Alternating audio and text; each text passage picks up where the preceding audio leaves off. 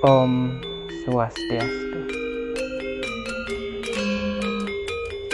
Umat sedharma yang budiman dimanapun berada, semoga selalu dalam keadaan yang sehat.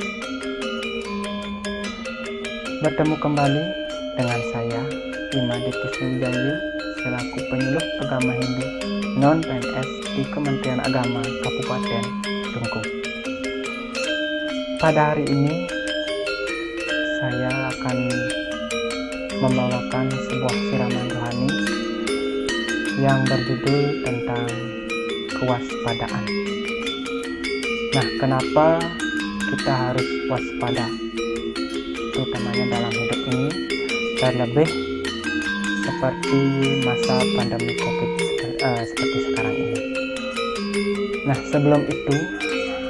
sebelum masuk ke pembahasan terkait dengan judul, saya akan membacakan sebuah cerita yang tentunya berkaitan dengan judul pembahasan kita hari ini. Nah, artinya kita akan mengupas, atau saya akan mengupas tentang cerita ini yang berkaitan dengan kewaspadaan. Nah, ceritanya ini saya ambil dari sebuah buku yang berjudul Pancatantra.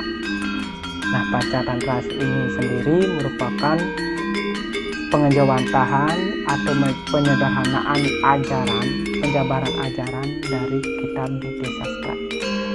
Nah, adapun cerita yang saya ambil pada hari ini dalam buku Pancatantra ini adalah mengenai kisah 3 ekor ikan. Judulnya seperti demikian. Adapun isinya adalah seperti ini. Di sebuah kolam yang indah, hiduplah 3 ekor ikan. Mereka bernama Anagata, Widata, Pratyut, Panamati, dan Yabbawisya. Pada suatu hari, lewatlah beberapa nelayan di sana. Mereka kagum melihat kolam itu. Kita belum pernah menyelidiki kolam istimewa ini, kata seorang nelayan. Nampaknya banyak ikan di sini. Tetapi hari ini kita telah mendapatkan hasil tangkapan yang lumayan. Di samping itu, sekarang sudah sore. Maka lebih baik kita pulang saja. Kita kembali ke sini besok saja. Percakapan itu didengar oleh Anagata Widata. Dia amat kaget, seperti disambar petir, sebab bencana akan menjemput besok. Lalu dia memanggil semua ikan di kolam itu. Apakah kalian mendengar pembicaraan para nelayan itu tadi? Sebaiknya kita segera meninggalkan tempat ini dan pergi ke kolam lain, karena sebagaimana yang dibilang, kalau si lemah berhadapan dengan si kuat, yang terbaik yang dilakukan si lemah adalah lari atau bersembunyi. Jalan lain tidak ada. Saya rasa nelayan tersebut akan datang besok pagi. Mereka akan membunuh kita semua. Makanya kurang bijak kalau kita bertahan di sini meski hanya sekejap pun, karena mereka yang sebelum terjadi bencana dapat mengungsi tanpa kesulitan agar terhindar dari kehancuran. Mendengar pembicaraan Anagata Widata, Pratyut Panamati berkata, Anda benar, mari kita ke tempat lain.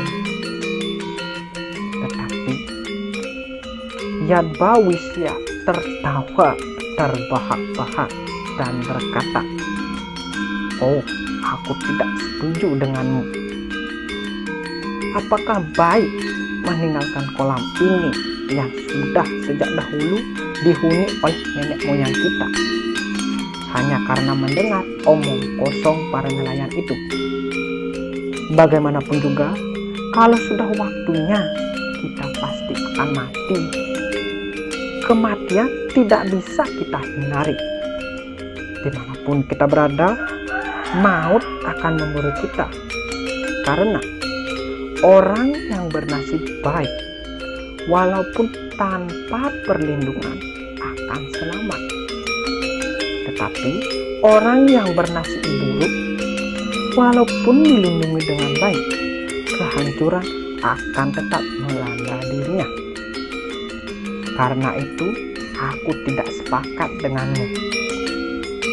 Anagatawidata tidak menghiraukan kata-kata Yadbawishya. Ia dan keluarganya segera berkemas dan meninggalkan kolam itu. Keesokan harinya, pagi-pagi benar, Ratu Panamati melihat kedatangan para nelayan dari kejauhan. Ia segera meninggalkan kolam itu bersama sanak keluarganya. Tak lama kemudian, para nelayan tiba di kolam itu. Segera mereka menebarkan jalannya. Semua ikan termasuk Yadbawishya ikut terjaring dan menjadi santapan nelayan tersebut. Nah, umat sedharma, begitulah cerita yang berjudul 3 ekor ikan. Dari cerita yang saya bacakan tadi, dapat saya mengambil pelajaran atau nilai bahwa kita tidak boleh lengah sedikit pun, atau bisa bilang selalu waspada terhadap kehidupan ini. Memang seperti yang dibilang, kalau sudah memang saatnya mati, ya mati. Tetapi bukan berarti kita harus pasrah yang demikian. Pasrah yang dimaksud dalam ajaran Hindu itu adalah kita sudah berusaha, hasilnya kita serahkan. Atau istilah lain, kalau kita menyerahkan segala hidup kita, kita hanya bisa berbuat, kapan kita akan mati kita serahkan kepada Tuhan Yang Maha Esa atau Sang Yang Widi Wasi. Begitu pula dengan dalam cerita ini, si Yadbawishya mengatakan bahwa orang yang bernasib baik meskipun tanpa perlindungan dia akan selamat. Beda dengan orang yang bernasib buruk, meskipun mendapatkan perlindungan dia akan tidak terhindar dari mara bahaya. Ya, memang betul seperti itu. Tetapi alangkah baiknya kita selalu waspada seperti sekarang ini. Meskipun ada wacana pemerintah akan mulai melonggarkan himbauan, artinya masa yang tadinya kita tidak boleh keluar, artinya aktivitas akan mulai kembali normal. Tetapi meskipun kembali normal, artinya sekolah diaktifkan kembali, tempat kerja, mall atau yang sebagainya itu dibuka kembali, tetapi kita harus tetap waspada. Pesan pemerintah sudah jelas, meskipun segala pekerjaan yang biasanya sudah kita lakukan bersama atau yang bisa dibilang normal, itu tetap kita harus menjalankan himbauan dari pemerintah, apakah itu menjaga jarak, apakah itu dengan menggunakan masker juga, apakah itu juga dengan tetap mencuci tangan. Nah, itulah kewaspadaan. Ingat, keberhasilan dalam menangkal penyebaran virus COVID-19 seperti sekarang ini di beberapa negara yang sudah bisa menekan laju merebaknya virus ini, mereka masyarakatnya sadar sendiri bahwa saya harus melakukan kewaspadaan. Waspada apa yang dimaksud? Yaitu tentunya kalau keluar atau beraktivitas tetap menggunakan masker, dan juga ketika berada di kerumunan kita tetap menjaga jarak.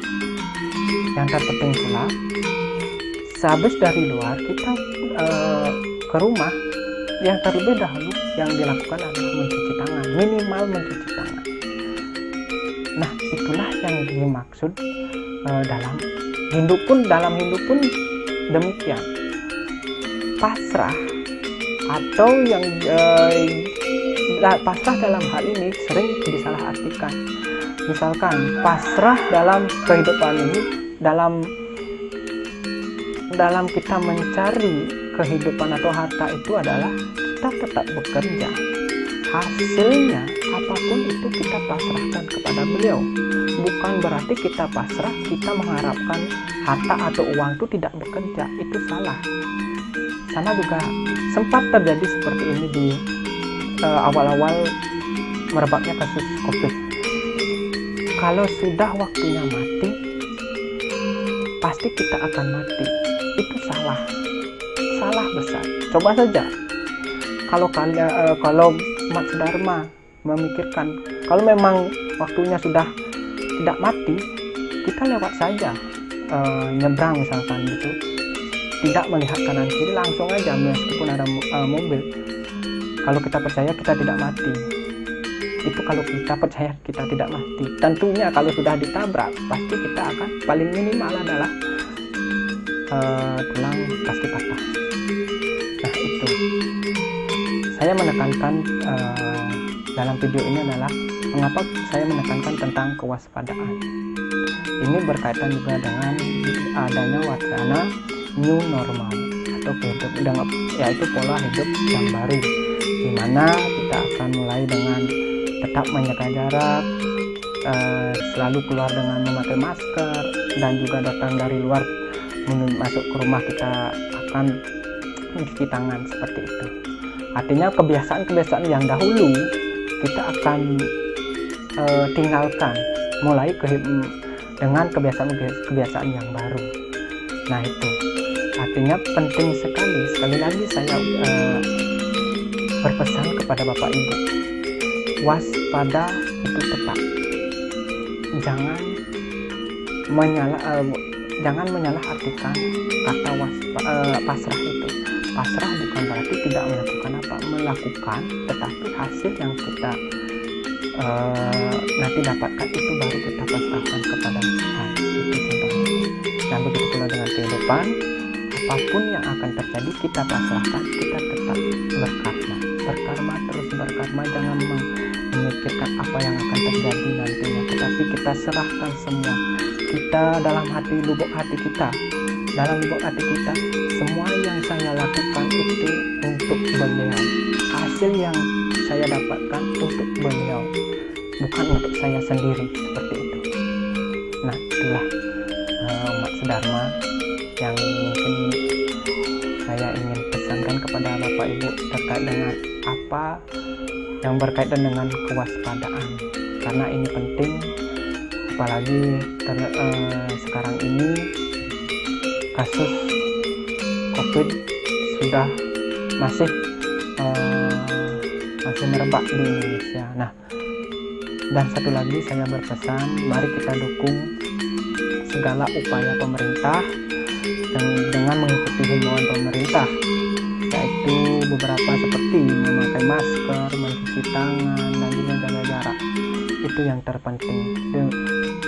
Tanpa kesadaran dari masyarakat, penyebaran virus ini akan tetap terjadi. Kalau masyarakat sadar dengan bahaya ini dan melakukan himbauan pemerintah, saya yakin penyebaran virus COVID-19 akan bisa ditekan, minimal bisa ditekan. Baik umat Dharma, kiranya apa yang saya sampaikan ada yang kurang, saya mohon maaf. Sekali lagi, saya dalam hal ini sebagai penyuluh bukan berarti menggurui, tetapi saya hanya membagikan ajaran agama Hindu yang saya ketahui. Sekali lagi, bukan ada unsur untuk menggurui, tetapi berbagi kepada umat Dharma semua.